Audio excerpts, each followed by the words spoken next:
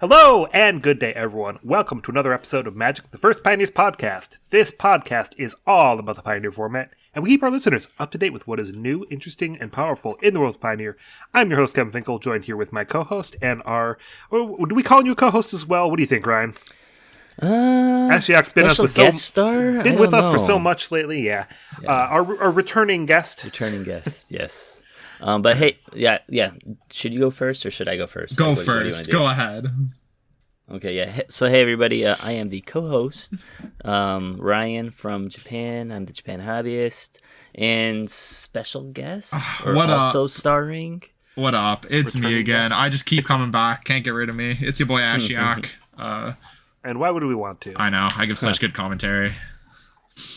But I'm so excited to be here talking about Enigmatic Fires. Oh my god. Oh, yeah, so right to the topic here. If you guys clicked on the episode, it's probably because you saw that, hey, this is one of our famous deck decks.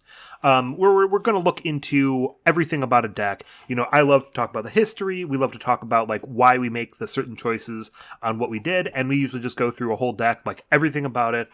We talk about its matchups. We usually don't go too far into, like, specific sideboarding strategies, but we'll talk about what's in the sideboard and, you know, what are some of those things there for. Really, we just, like... Whenever we find a deck we like, especially when we've got someone that's great with the deck, we love to just go over it and talk about everything we can with it. Yeah. And then I love to suggest all kinds of like, hey, how come no one's tried this, dumb card that no one plays and you may not have even heard of? Because that's what I usually do. You guys had to sit through tons of my pet decks, like Bard class and stuff on these episodes. So now we're actually going to talk about good decks. You guys. I test everything, so like it's all good to me. But this is one I love. Yeah. Mm-hmm. So yeah, Enigmatic. Let's start off right off the bat. What is the archetype and how does it win? Can you give us a rundown, Ashiok? Of course. So the archetype's a little bit more of one of those like grindier. For those who are familiar with the card, kind of like birthing pod-esque strategies, where you have a lot of fun of one-ofs in your deck that are either really really powerful hate pieces or really really clunky. The deck has a lot of different like avenues to beat. There's a lot of decisions in this deck. I would describe it ultimately as like a mid-range deck with some control. It can play a control role. It can play an aggro role. It's a really warpable deck to whatever the matchup needs it to be, and that's why I think it's one of the decks that needs to be talked about to inform our listeners on how important and how cool this deck is. I hate it because I always play aggro, and it's like, hey, do you know this card, Temporary Lockdown? Now you do. Yeah. We love Temporary Lockdown. So should we go into maybe some of the core cards? Like, I know there's a lot of different versions out there, but like, if you had to look at just the core cards of the deck, which ones are they? Ooh. Okay. That's already a tough question. And it's going to be, because it's a toolbox deck, we're going to be talking about a lot of things. Yeah. Yeah. So I'll say that the mainstay cards that you'll end up seeing is you'll understand you're probably sitting down against one of these decks when you see a Yorion revealed. Yorion's a pretty telltale way. It's like core to the deck. You get so much value off that card in this deck. Some of the other mainstay cards that we'll see are a lot of the enchantments that are used to try to like turn on these creatures and turn on the birthing pod. So the main card that we're talking about here is Enigmatic Incarnation. This is where the deck's really just built around. You will not see a list that's not playing 4 of this card. And to inform our viewers, the enchantment is 2 green and a blue. And it says at the beginning of your end step, you may sacrifice another enchantment. If you do, search your library for a creature card with a converted mana cost equal to 1 plus the sacrificed enchantment's converted mana cost and put it onto the battlefield. So what we're trying to do is we're trying to play some cheap enchantments, birthing pod them into some powerful creatures, or play a slow, grindier game with this card. Some of the other mainstays that we'll end up seeing in this deck are Fires of Invention, Leyline Binding, Fable of the Mirror Breaker, Nylia's Presence, Chained the Rocks, and Bitter Reunion. Those are the mainstay enchantments that you'll see pretty much usually in every single one of the lists. Bitter Reunion, one of the newer inclusions, but I think that has safely earned its spot as a mainstay in this deck. Yeah, I think there's a few ways we should break this out. So for me, I know Enigmatic and Fires are probably the two that I'm really calling mainstays. And then I think we kind of want to break out some of the rest of those into, okay, this is a removal spell. This is one of our draw spells. And as far as total deck building strategy, I think an important thing that people have done when building these lists, that people have crafted very specifically, is that you want to run targets with intention. So for the most part, you're looking for 3-drop creatures, which means 2-drop enchantments. Sometimes the deck will play like 1 2-drop creature or 1 4-drop creature, so that if you sacrifice a 1 mana or a 3 mana enchantment, you can find something. But usually those are a little bit on the downturn. It's mostly those 2 mana enchantments into 3 mana creatures. And then recently, because of the addition of Leyline Binding, which I do agree is a major one for the deck, so it's normally 6 mana, but it's 1 less for each basic land type. You're running usually all 5 or at least 4 of the 5, as well as Nylea's Presence as a way to turn your lands into all 5 land types, making it a 1 mana spell. And the most importantly is that this is a 6 mana, so you're going to look, you want to play like 2 to 3 7 mana creatures as well. So that's kind of the overall strategy of what we want to be building. And I just want to touch on, because we were talking about the core cards, I already want to bring up Fires of Invention. Enigmatic's the one card I'd say is 100%. Fires of Invention, post-board, would you say how often is it in or not in the deck? I would say I've never cut this card. Oh, really? You never cut it in post-board games? I don't think I ever have, honestly. Huh, okay. I feel like it's something that I do in a lot of matchups. Certain aggro matchups, it just feels like it might be a little bit too slow. And then in the control matchups, where I'm often bringing in a lot of things like mystical disputes, I sometimes feel like I need to trim on the Fires of Invention because I don't want to completely shut off my counter magic ability. And so you see, I think that's why that's really interesting about this deck, because I've never cut that, because I think in the control matchup, Fires of Invention is a must counter. They must counter this card to be able to interact with the rest of my spells, because it turns off a lot of their counter spells like Spell Pierce, Make Disappear, their own mystical disputes. So you're just and you're also able to cast 2 cards a turn and still be able to buy your Yorion and just use your mana really efficiently. So I like keeping in Fires of Invention against those kind of decks, because then it enables for longer term game plans. Like against an aggro deck, have you ever found yourself wanting Tolsimir, Friend of Wolves? Because I do. So I go turn 4, Fires of Invention, and then I cast Enigmatic Incarnation, and boom, my Fires of Invention, that card that wasn't that great, now it's a doggo with a friend. Mm-hmm. Or sorry, now it's a person with a doggo friend. And now you've stabilized the aggro matchup. Sacks for that. Yeah. So there's a lot of super interesting ways you can go about this deck, and a lot of ways about building it. And it is truly the 3 mana, the 5 mana, and the 7 mana creatures that really just allows you to play however you really want to with this deck. There are a lot of core cards that you'll end up seeing a lot more. However, it's really buildable in whichever way you think you need to adapt to your local meta. Yeah, perfect. So let's break it out, if you don't mind. That's hard to want to talk about the card. The card choices for the deck would be to talk about, the 2-drop enchantments, to talk about the 4-drop enchantments, to talk about the 3-drop creatures, to talk about the 5-drop creatures, to talk about the 7-drop creatures. Mm-hmm. So why don't we start with, you talked about Nylea's Presence, and I think I would agree that one is just so hugely important because it's our way to really turn on Leyline Binding. But the other thing is that that's a 2 mana, it draws you a card, and you're often going to be bouncing with Yorion, you're often going to be, drawing that card and sacrificing it to Enigmatic. Obviously, it's just good. There's a lot of other cards that enter the battlefield and draw you a card that have been played, either still are played or have seen play in this deck before. Yeah, we've seen cards like Omen of the Sea come into this deck every once in a while. You'll see mainly it being replaced by Bitter Union. However, what you want with these enchantments, with these cycling enchantments, is just to get immediate value and then to immediately turn it into just another card. Because I want my 2-mana enchantment to replace itself and then go find a creature with Ignetic.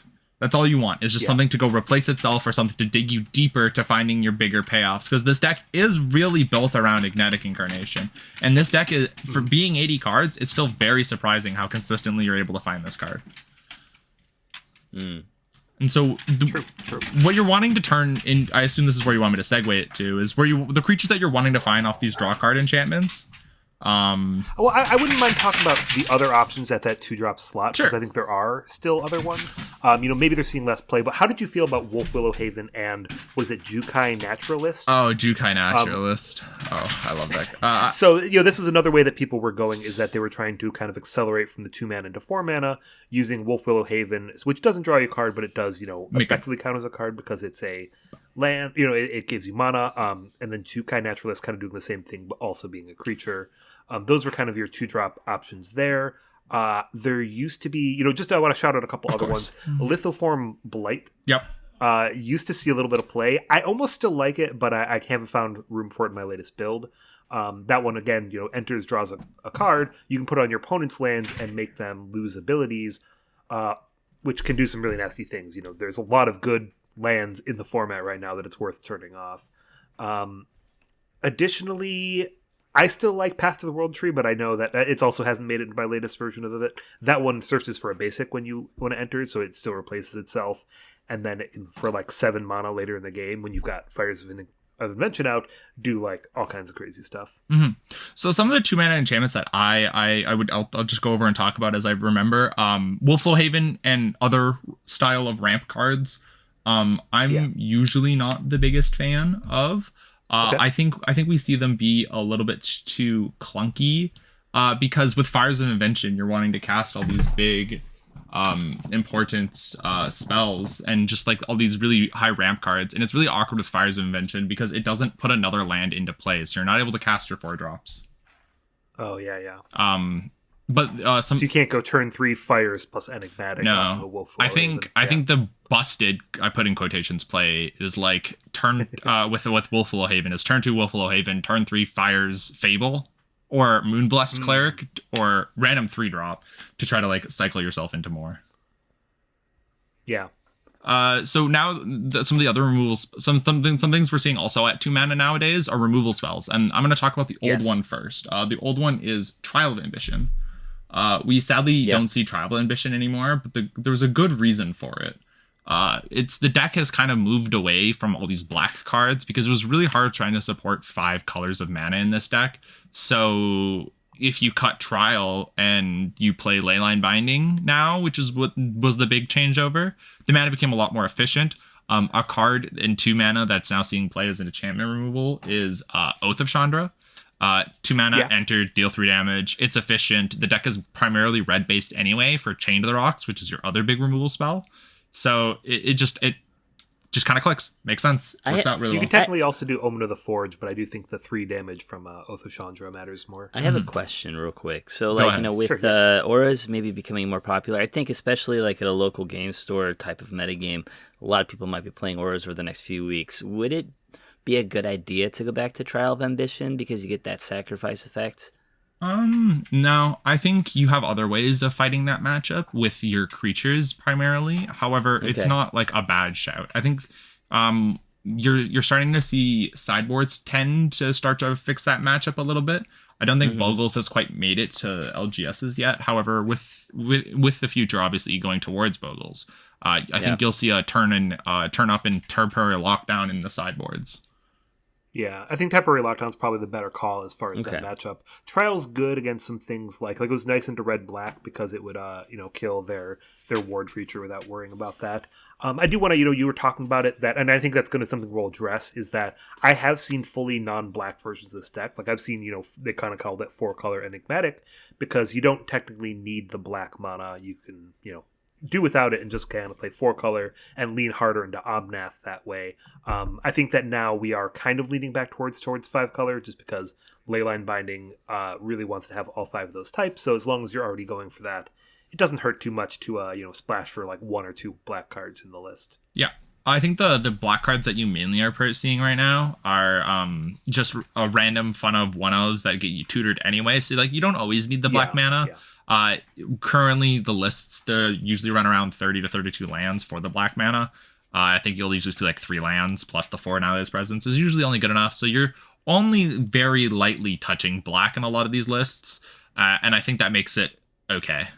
It kind of just looking at what my list's got, I've got like 2 Savai Triumphs and that's about it, I think. Yeah, speaking of the land base, man, it's pricey. Yeah, so moving up to other enchantments, I assume is where we're heading with this. Yeah, let's go to 4-drop enchantments. I think that's what we want to talk about. I think besides Enigmatic and Fires. I think. Or do you want to talk the 3-drop? 3-drop. The only one we really play or really have ever played is Fable. Fable Pretty is much. Just so a lot of these tutor targets that we do end up seeing in this deck are just creatures. They're just creatures that are non-legendary. So Fable just really works well in this deck to filter out your cards because the 2nd chapter is what's really good with this because the 2nd chapter leads into turn 4 where you really want to go Fires Ignetic and discarding 2 to draw 2 helps you find those really important cards. That's I all. will say, for it. I think cards obviously great. We're playing a ton of creatures that have entered the battlefield, so the flip version's great. It's good against any kind of control matchup. Really does a lot for the deck.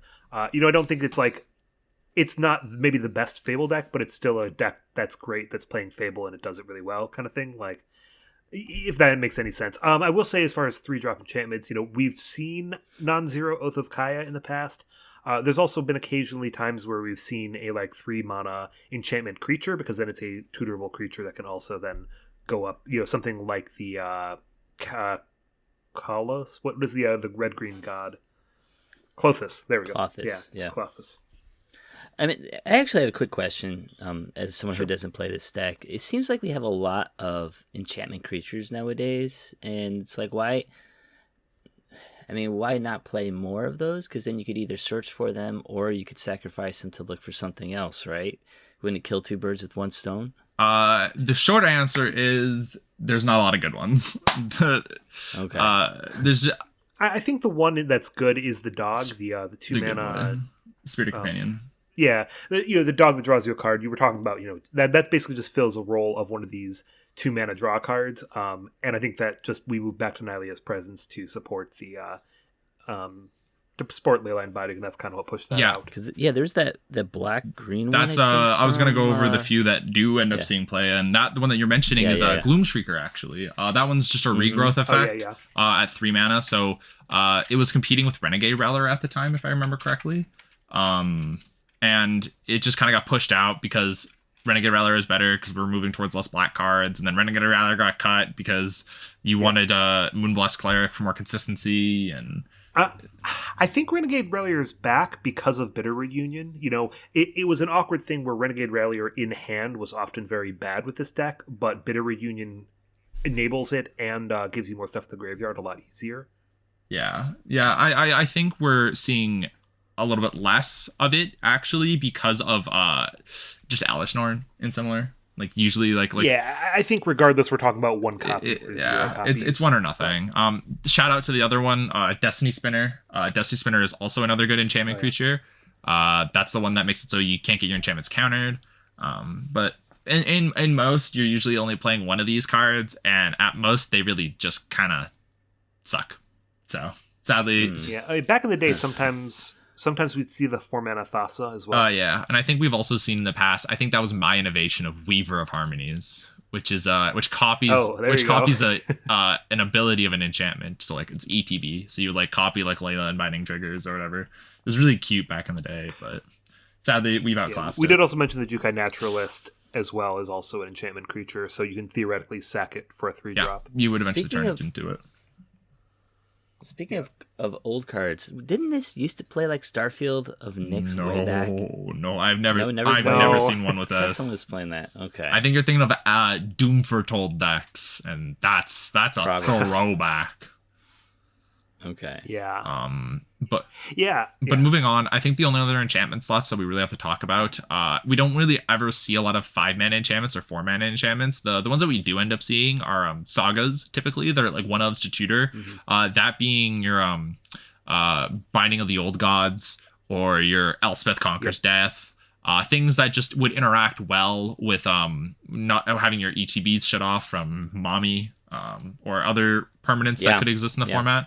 But we mainly end up going to 6 mana for Leyline Binding, which bless this card. I love putting 7 drops into play. I get to find out so many bad ones that I just get to try and play and try to make work. I love Binding the Old Gods. I think I'd suggested it as a good way to take care of opposing Elesh Norns, although I do think that we've kind of found other good options from the list that we've seen recently. But I do also think that, again, it's suffering from the fact that we've moved away from black a little bit with the deck, or you'd see more of that. Mm-hmm. Yeah, no, I sadly think we've moved on from it, and just kind of so sad. But moving on, I guess we want to start talking about the creatures in the deck. Yeah, let's start with the 3 drops. Okay. Well, we gotta quickly start. Sometimes lists do play 2 drops, and those enchantment creatures that that was aforementioned. The only thing that can turn into these 2 drops is Chain to the Rocks. So if a matchup is bad for Chain to the Rocks, you just turn it into the Doggo, which cycles, or Destiny Spinner, which is good against matchups, which is good against decks where Chain to the Rocks is bad, that being Control. But the 3 drops that we mainly see as mainstays, or at least say you see pretty consistently, you'll see an amount of Glasspool Mimics. I think the debate is whether or not it's 1 or 2. That's the card that comes in and just clones. Another card that we see is like a mainstay is a lot more of the removal based creatures, that being Deputy of Detention and Skyclave Apparition, both very good removal spells, but both very situationally better than one another. Yes, very much so. So you can Fable the Glasspool Mimic even after it's copied something, or does it copy the Mimic, or does it copy the creature that it had copied? I don't know what you're asking. I'm just thinking Glasspool. So Glasspool Mimic, you have to choose a creature, and it makes a copy of that. But if you use Fable the Mirror Breaker, you could target the Glasspool Mimic that's mimicked something, but it would copy the copied creature, not the mimic itself, right? So you can't choose again. Just I don't believe so. I don't believe so. I believe that the clone has already been taken. You might be able to choose again. I think, if you basically, you're saying you've got a Siege Rhino in play, a Glasspool Mimic that's a Renegade Rallier, and then you copy the Glasspool Mimic. Does it have to be a Renegade Rallier, or can it copy your other creature? I think it can copy your other creature. I'd have to I have no idea. That's pretty corner case. I have not had that come up. Check out Kevin's corner case for an update on this one. Exactly. But going back down the list, I think one of the other mainstays that we end up seeing is Night of Autumn, just as another catch-all. And then the last one that has like a little bit more, I guess there's a newcomer that I should also mention, but the mainstay one that we usually used to see is Moonblessed Cleric. That one finds our most important enchantments and puts them on top of our deck, so they can't get Thoughtseize, so we get to stick it to them Rakdos players, Yeah, and it's back and forth how many of those Moonblast Clerics to play, because I liked that we were creeping up to like 3-4 of them, and I think I've seen lists down back towards like 1-2, which is a little bit awkward. Yeah, but, it's tough to find. I'm a solid 2. Yeah. I think the answer is always 2, but 2 sounds pretty good. And then some of the cards that we're seeing like as the newcomer on with the way that meta has adapted is the Elish Norn Killer itself. I think this card is going to be a mainstay. Hanged Executioner. Now, this one just you pay 4 mana, and when you get your fires out, and you get to exile it, and then you get to keep having your fun. You don't have to worry about your opponent's Elish Norn bringing down all the vibes. And could also hit Atraxa. Right? Yeah, also hits Atraxa. I haven't had to face too much Atraxa in Pioneer. That's the one format it has not broken into. So bless. Oh yeah. But some of the cards that unless you have any other opinions on things that are mainstays in the deck. I don't think mainstays, but I think that there are ones that I've seen. Something that I think used to be very common as a mainstay was an Archon of Emeria.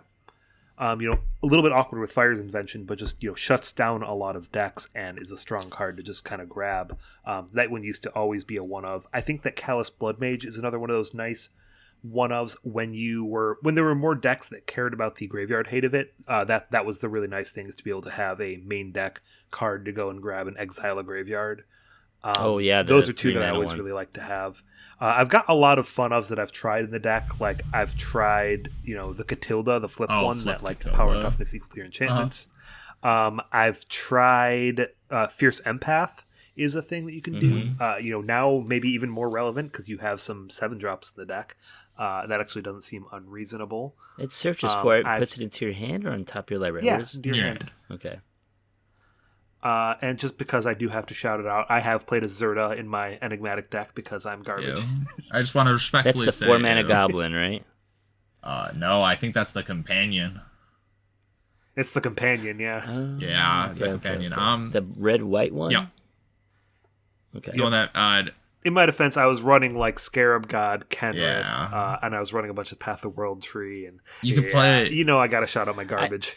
Am I wrong to say like you could pretty much just kind of build Enigmatic with whatever one of rares, mythics that you have laying around? There's a bit of that we're trying to touch on. So we're trying to be like, hey, you need the Moonblast Clerics. Those are how you're finding your Fable and your Fires. You want some of those removal spells. You know, maybe you want 2 Skyclave and no Detention of Deputy, but I feel like you're always, you know, that's probably the most likely thing you're going to go to, and then it's less likely that you're going to be like, okay, this is the time when I want to, you know, grab my, I don't know, Bone Crusher Giant or something random that you're like, okay, I just need like a beater.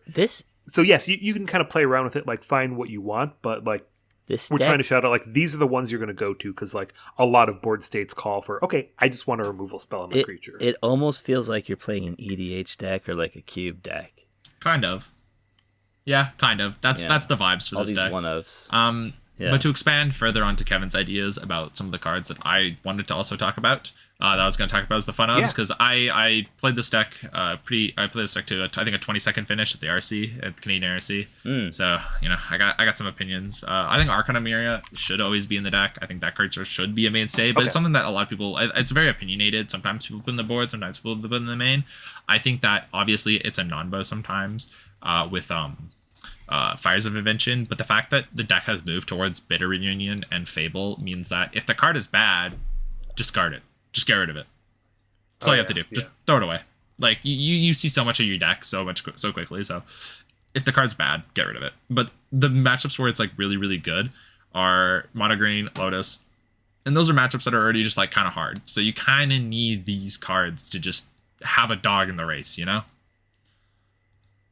That sounds good. That's a good way to look at it, though. This is kind of like this deck recycles very, very well. Whatever you don't need, just get rid of it and get something else. Yeah, you always can get something. It's almost like Wishboard, but not Wishboard. It's from your deck. Yeah. You know, it's toolbox. You've always got the right tools to hate certain things. And you know, that's something like if you guys are like, hey, I'm trying to beat, there's so much mono green in our meta, you know, shout out to me in Ashiok and we'll be like, okay, here's a couple of weird fun-ofs that you can play in your deck and that will be good in that match. Larcenist. Like, there you go. Try a Sin Collector, try an Anointed Procession, like whatever. Yep. Anointed. No, it's all fine.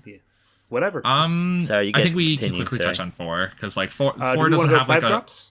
4 doesn't have a mainstay. I don't think I've ever seen something consistent in the 4 drop slot. So no mainstays. So that means more your own choice.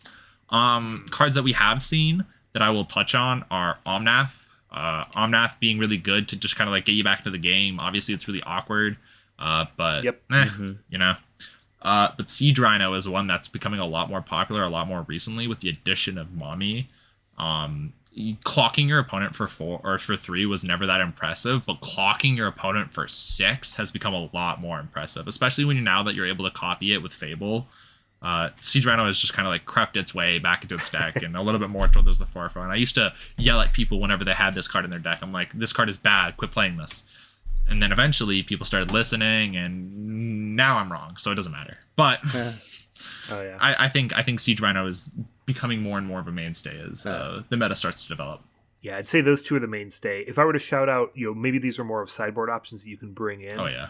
You know, I have seen a fair amount of Archon of Sun's Grace in the 95. That's the 4 mana Pegasus that makes a bunch of 2/2s whenever you play an enchantment. So it just spits out a bunch of creatures for you. I've seen where there's Kalidas. I don't know if that's good anymore, especially when we're off of the double black. The one that I think is really good when it's good is Yasharn. I think there was a point where this deck was playing one main deck to search up just because when there were very, very popular sacrifice decks made in the meta, that card completely shut them down. Mm-hmm. And maybe I'll shout out Arasta as well as another like sideboard one that we occasionally see. The only one I want to shout out as well is Shieldred. There is metas where I could see Shieldred actually being possible, but I haven't found one yet. So, but moving on to the 5 drops, I think our mainstays that we're seeing here and especially now with the meta that's developed is Mommy. Mommy is a mainstay on this deck. Play that card. Tolsimir, Friend of Wolves, mainstay. Play that card. And then at that, some people cut Tolsimir and I never get it. Like I love Tolsimir every time. Bro, every single time you just get to try to because the one that I play with, the copy of Tolsimir, was a Japanese foil one that I opened when War of the Spark Japanese was really popular. And because you were like searching for the planeswalkers, and then I pulled this Tulsimir, and I just kept it in a binder for forever, and now I get to play with it. So I get to explain to my opponent every single time what this card does, and it always brings a smile to my face. I'm like, Voya comes in, don't you worry. And it's so fun when you've got the Mommy in play. Oh yeah, because you get to send one. So I used to do this. I was so garbage. I used to play Yarok to be able to do the same thing, and that card's not good. But yeah, it's really funny that you get to play Tulsimir. You get a wolf. It gains you 6 life and fights 2 things, and then you get another wolf that gains you 6 life and fights 2 things. Like, it's so insane. Yeah. They sacrifice the second copy, but it still fights, right? Yeah. Well, yeah, but it's already fought 2 things. You're probably not keeping it through. Yeah, 3/3 fighting 2 things means you probably have a dead 3/3. Yeah. Very sad. He did his job. Our good boy. Rest in peace. But I think some of the... But how does that... Go for it. How does that stack, though? I mean, because you would get 2 they don't copies. appear at the same time. If you have an Elshnorn in play, you'd get 2 3/3 legendary wolves, right? Yep. And you would also get... You would get 1, and then you would get another 1 afterwards. So the 1 would enter, and its fight and gain life triggers would go on the stack, and those would resolve before the second one comes into play. Okay, I see. Yeah, so you get... And then the other one, you'd get another trigger. Yeah, same thing. It's 2 separate lines on Tulsimir, which is why it works that way. Okay. Because Tulsimir says whenever a wolf enters play, shout out Wolfalo Haven. Sometimes you get to fight with a 2/2 doggo, but nice. It is whenever a wolf enters.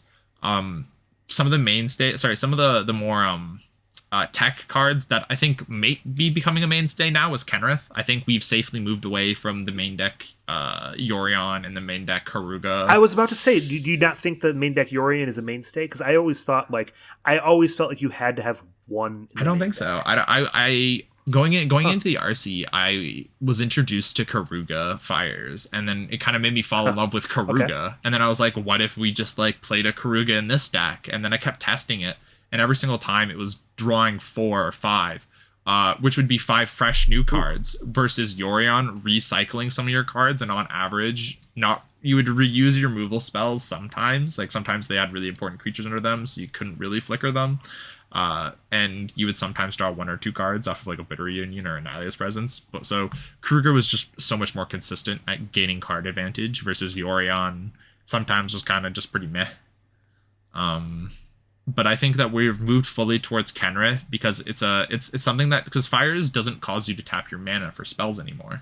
So you need an activated ability to dump all your mana in.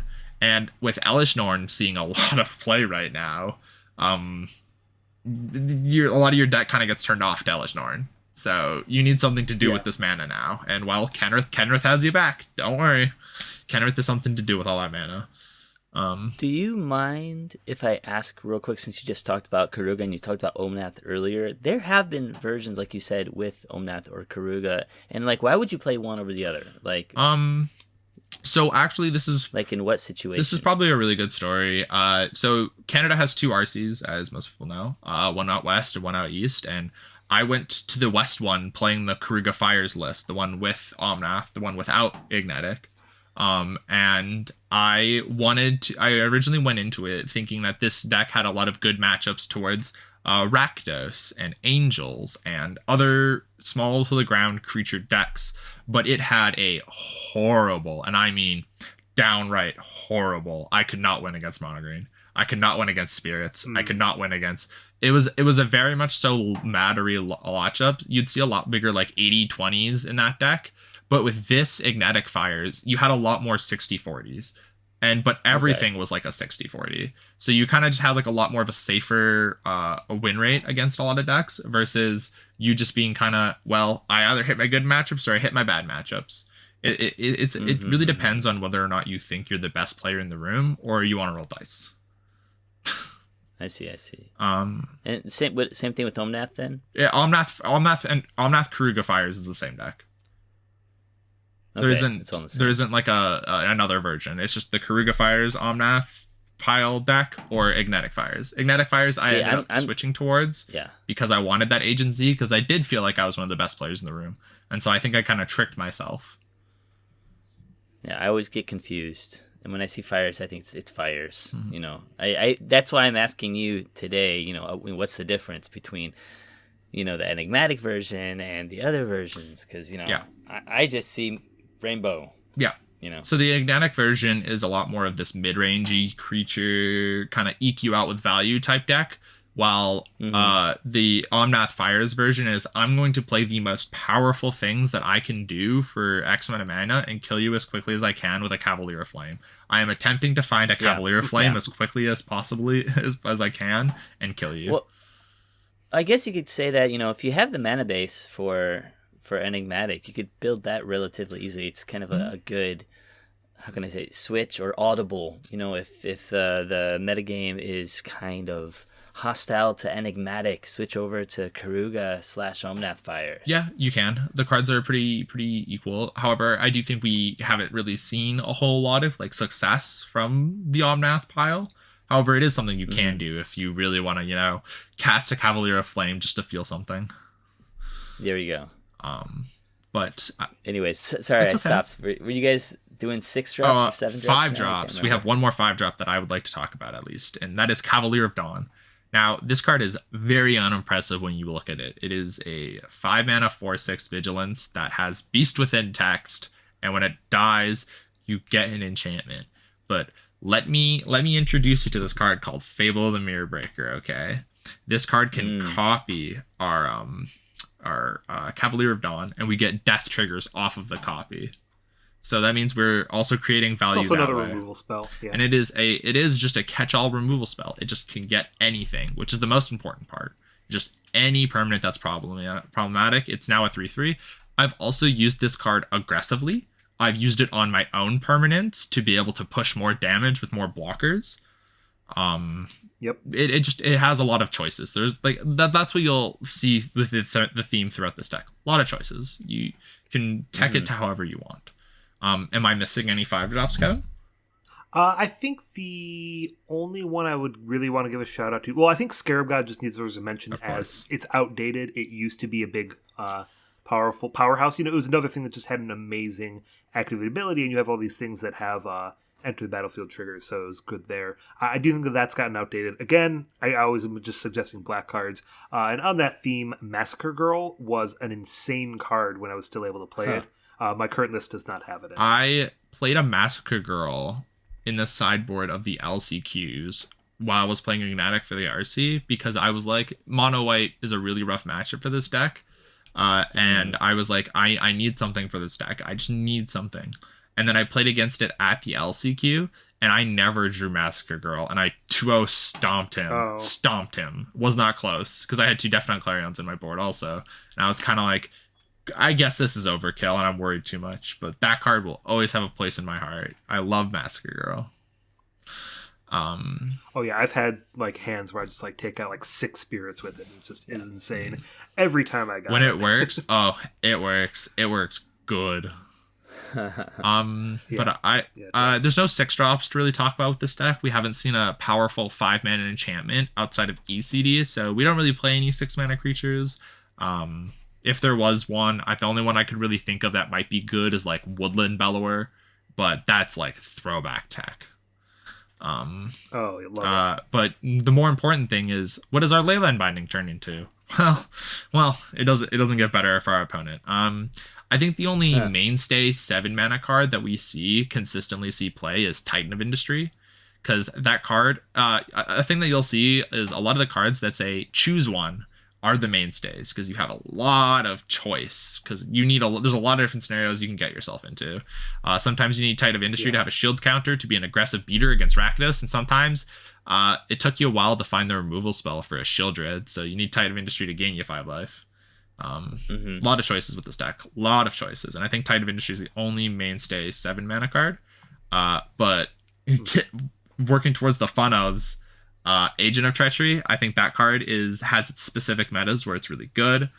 Coma, I think Coma can be a fun of. Yeah. Atrox is a new one that I think people are moving away from now. They tried it because it was new and cool, but again, this deck plays only lands, enchantments, and creatures, so drawing 3 off of an Atrox is kind of poopy. Kruga's better. Kruga's way better for drawing cards. And the other 7-drop that we see play is Dragon Lord Atarika, because sometimes you need to deal a bunch of damage to little creatures. It's just like a build your own fury at home type card.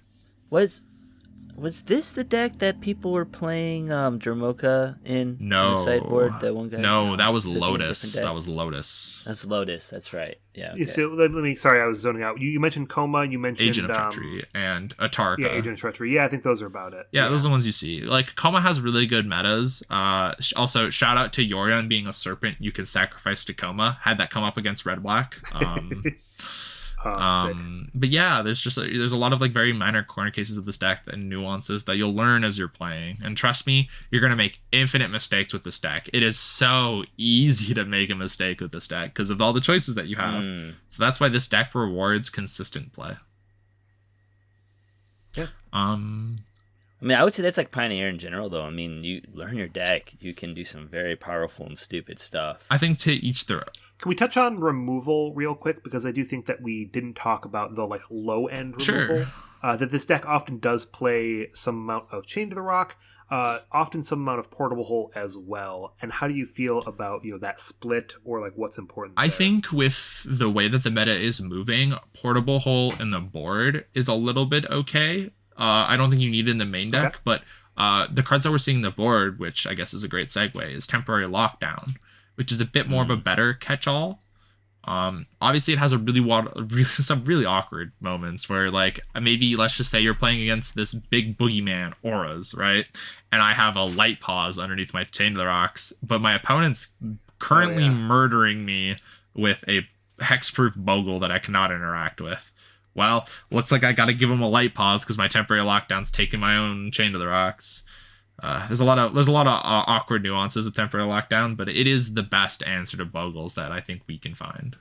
Yeah. Anything else in the sideboard you want to talk about? I think the sideboard has a lot of options. This is where a little bit more of your own personal preference comes into this. I think the only mainstays that we'll see are blue counterspell. I'm saying blue counterspell because you have a choice there, but you need one. Okay. You either can play Spell Pierce or Mystical Dispute. It's your choice. Both have benefits. Mystical Dispute's a lot better against the Control or Phoenix decks, while Spell Pierce gets a lot more agency as an aggressive counterspell to interact with your opponent. And when I mean this, I mean you're countering your opponent's Sylvan Scrying from Lotus. You're countering your opponent's Fires as their first spell. You can use it a lot more aggressively. Versus Mystical Dispute, if you want to play a little bit more defensively, that's when that card's better. So maybe I run into too much control, but I think that Disdainful Stroke should also be in the conversation. Disdainful Stroke can also be in the conversation. I agree. I think that one's a little bit more awkward because you want to be able to have your counterspell protect your Fires of Invention. And if it's protecting your Fires of Invention, that means your Fire of Invention's landed. So that means all other future counterspells kind of suck. So you're yeah, kinda... I think maybe I put it in my recent list just because I was like, I got to be able to take care of those Elish Norns. Yes, well, the Elish Norns aren't coming into play off of a cast from hand. They're coming into play off of you sacking your Fires of Invention. Yeah. But the other cards that I think that we see as mainstays are Rending Volleys, copies of Rending Volley. I think the worst matchups for this deck are anything that's low to the ground disruptive, and that's your spirits, that's your soul, or your humans. And guess what? Rending Volley does a really good job of killing those decks. 1 mana can't be countered, kills their thing, kill all the relevant threats. Oh, bless. We love this card. Some amount of Rest in Peace or Leyline of the Void, that's your choice on that one. I've seen both be okay. I think Rest in Peace is a bit better for the white man in the deck. I think you probably need some amount of Temporary Lockdown. But in the sideboard, you also have the agency of choice for creatures. Like I've seen Nimble Larcenists in the sideboard, which is just kind of like Sin Collector 2.0. You'll see maybe some 7-drops. This is where you maybe see a Dragon Lord Atarka, or other creatures like Massacre Girl that just kind of like hose one deck in the format. Maybe even your Yasharns if we see Sacrifice becoming popular again. That's usually where you'll end up seeing those cards. Rest in Peace, I think, is another big one. Rest in Peace is one of the 2 graveyard spells. Yeah. Okay. Yeah. So you talked a little bit about spirits here and humans not really being a great matchup for this. Can we use this to segue maybe into the other matchups? Like, what is it good against? What is it bad against? My God, it's like we set a perfect segue. Look at us go. We're professionals at this. Better call as much attention to it as possible. That way, it's nice and smooth. But no, some of the matchups that I would love to face against is Rakdos. Oh my God, I loved farming Rakdos with this deck. The reason it's a really good matchup is because they can't interact with a lot of your enchantments, and a lot of your creatures replace themselves or do something relevant when they enter the battlefield. Mm-hmm. So it's really hard for Rakdos to efficiently answer your cards because they can't really interact with your cards. Usually, I've noticed that too with Bard class. Usually, a play line you'll see is I'm going to play this Moonblessed Cleric, and then I'm going to go find Enigmatic Incarnation, and then eventually all of your 2-mana draws or 2-mana enchantment draws are 3-mana creature draws, or whatever. Like you just have a lot of pod chains and a lot of value that this deck can create once you have the Enigmatic Incarnation in play. And getting it in play, not that hard, not as hard as you may think with this deck. Yeah, I think, Yorian's also a lot of inevitability in that matchup. You play Yorian and get 3 cards off of it most of the time, I would say. 2 to 3 cards probably. And that's enough to really win that card advantage game against the black-red matchup. And at worst with it, it's a 4/5 body. That blocks really well against Bone Crusher Giants, flipped Graveyard Trespassers. Shield Druid, kind of awkward, but like that's the only problematic card that I have found with red-black. That and Go Link. Those are the 2 cards that you don't want to see out of your red-black opponent. The other decks in the format, I'm just going to quickly pull up just so I can remember. Your mono green matchup, mono green is really awkward because it has the ability to just go over top of you so easily. But if you have the early game removal spells, you can very easily win this matchup. Very easily. You just need time, and then you'll eventually get there. Other matchups that I think are really good, I think Gruul midrange is a great matchup. I don't think Gruul really interacts with you too well. Are we talking about vehicles or Stampede? Yeah, sorry, vehicles. The vehicles deck. Okay. It's called Gruul midrange on the Goldfish page, so that's how I refer to it as. Okay. Angels is a great matchup in my opinion. A lot of their creatures are flying dorky do-nothings, and you can just outvalue those pretty easily. You don't really care about your opponent having a bunch of life. Also, if someone wants to point out to me how Angels can beat an Elesh Norn, I'd love to figure it out. They can't really. Their ETBs just turn off. They're not getting life anymore. I think your okay matchups are I think Phoenix. Phoenix is like an okay matchup. It's not awful. It's not great, but it's okay. You'll take that. I think Control is a pretty. I think what I've learned, I feel like for whatever reason I've played that matchup a lot. It's you can tune your deck to beat Control, but if you haven't, it can be tough. But there is also a lot of skill to that matchup of just, timing your threats at the right time and landing. It can be like, okay, I'm going to cast these 4 spells knowing they're all going to get counterspelled just so that at the end of it, I can guarantee my one important spell lands. And, an Enigmatic landed, a Yorian landed could be enough to end the game. I guess I should preface it with being, what I want to see is you can tune your deck to be good at anything if you really want. Your deck can be great at killing creatures. Except it can Lotus kill. Field. It can be fine against Lotus Field, I think. A hot take. But it then can you be make fine. it weaker against other things. But yeah, it's a deck that you can really tune to your local metagame, and that's why I think it's perfect for an episode of 101. Continuing down the list, I think that Lotus is an okay matchup. Like, it depends how your deck looks. Mine looks great for the Lotus matchup because there's a lot of those players in my local area. Mono White Humans is a. I don't like playing against it, but usually you do pretty fine against it. I haven't played the creativity matchup a lot, as it's one of the newer things coming onto the scene. And that's really it, honestly. Those are really the mainstay matchups. The Spirits matchup's not great, I guess I should say. Nor is I think the Greasefang matchup might actually be the worst matchup. I do not like playing against Greasefang with this deck. They're trying to interact, kill you on turn 3, and sometimes your deck just doesn't have Leyline Binding, so you die. Mm-hmm. And that's just kind of how it'd be. Yeah, it really forces you to have an answer. Yeah, it really does, and it's really sad. So again, do you not think about bringing out any number of Fires of Invention against Greasefang? Because you can't play your Enigmatic on their turn if you're Fires Invention. I think you mean Leyline Binding, but yeah.